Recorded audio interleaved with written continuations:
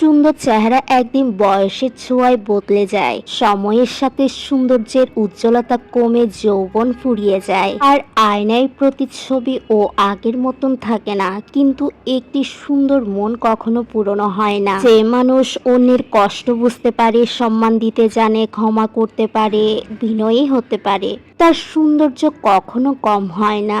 মানুষ হয়তো প্রথমে তার চেহারা দেখেই মুগ্ধ হবে, কিন্তু শেষ অবধি তোমার ব্যবহার, তোমার চরিত্র আর তোমার হৃদয়ের জন্য তোমাকে মনে রাখবে। একটি সুন্দর মুখ কিন্তু সময়ের জন্য মানুষের দৃষ্টি আকর্ষণ করে, কিন্তু একটি সুন্দর মন সারা জীবনের জন্য মানুষের হৃদয়ে জায়গা করে নেয়। কারণ রূপ চোখে আনন্দ দেয়, আর সুন্দর মন আত্মাকে শান্তি দেয়। তাই জীবনে শুধু নিজের সৌন্দর্যের পেছনে না ছুটে নিজের মনকে সুন্দর করার চেষ্টা করুন। ভালোবাসা, সততা, দয়া, ভদ্রতা, মানবিকতায় একজন মানুষকে সত্যিকার অর্থেই সুন্দর করে তোলে। মনে রাখবেন, সময় সুন্দর চেহারা কেড়ে নিতে পারে, কিন্তু সুন্দর মনকে কখনো হারাতে পারে না। সুন্দর মনই মানুষের সবচেয়ে বড় পরিচয়, সবচেয়ে মূল্যবান অহংকার, আর সবচেয়ে দীর্ঘস্থায়ী সৌন্দর্য।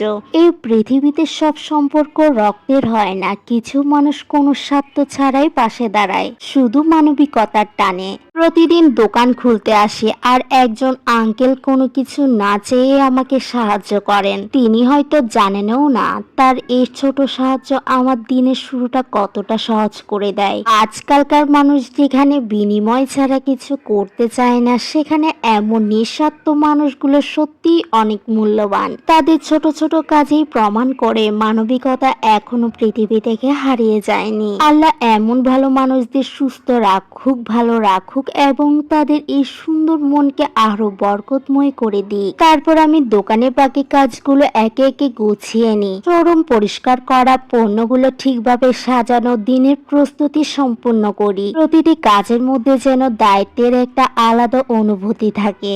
আজ এই কাজগুলো করতে করতে বারবার মনে হচ্ছে এটাই হয়তো আমার শেষবার, কারণ আজ আমার মিঠাই শোরুমের শেষ ডিউটি। এই জায়গাটা আমাকে শুধু একটি চাকরি দেয়নি, দিয়েছে অনেক শিক্ষা, অনেক অভিজ্ঞতা, আর অসংখ্য স্মৃতি। এখানকার প্রতিটা সকাল, প্রতিটা ব্যস্ত সময়, সহকর্মীদের সঙ্গে কাটানো মুহূর্ত, সবই আমার জীবনে একটি সুন্দর অধ্যায় হয়ে থাকবে। জীবনের পথ বদলায়, মানুষ নতুন গন্তব্যে যায়, কিন্তু কিছু স্মৃতি কখনো পুরনো হয় না। মিঠাই শোরুমে এই দিনগুলো ঠিক তেমনই। এটাই ছিল আমার জীবনের প্রথম চাকরি। পড়ালেখার পাশাপাশি অবসর সময়টিকে কাজে লাগানোর উদ্দেশ্যেই কিন্তু এই জবটি আমার বেছে নেওয়া। প্রথম দিন যখন এখানে এসেছি অনেক কিছুই জানতাম না। ভয় ছিল, দ্বিধা ছিল, ভুলও করেছি অনেক, কিন্তু প্রতিটি ভুল আমাকে নতুন কিছু শিখিয়েছে। ধীরে ধীরে শিখিয়েছে দায়িত্ব কি, সময়ের মূল্য কি, আর হাসি মুখে মানুষের সেবা করার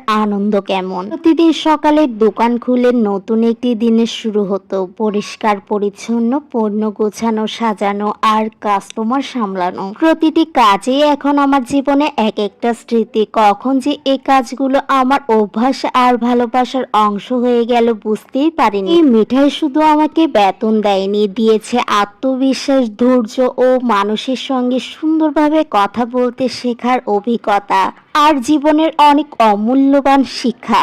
আজ যখন শেষবারের মতন এই কাজগুলো করছি, তখন মনটা একটু ভারী হয়ে যাচ্ছে।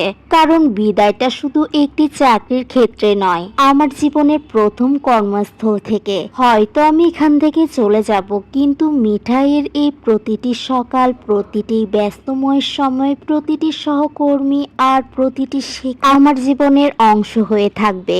আলহামদুলিল্লাহ, জীবনের প্রথম কর্মজীবনের গল্পটা শুরু হয়েছিল মিঠাই দিয়ে। এই কাজগুলো হয়তো অনেকের কাছে একটি চাকরি ছিল, কিন্তু আমার কাছে এটি ছিল জীবনের প্রথম দায়িত্ব, প্রথম পরিচয়, প্রথম উপার্জন। এই শোরুম আমাকে শিখিয়েছে কোনো কাজই ছোট নয়। প্রতিটি দায়িত্ব নিষ্ঠার সঙ্গে পালন করলেই সেটি একদিন অভিজ্ঞতায় পরিণত হয়। অনেক ব্যস্ত দিন গেছে, অনেক ক্লান্তিও এসেছে।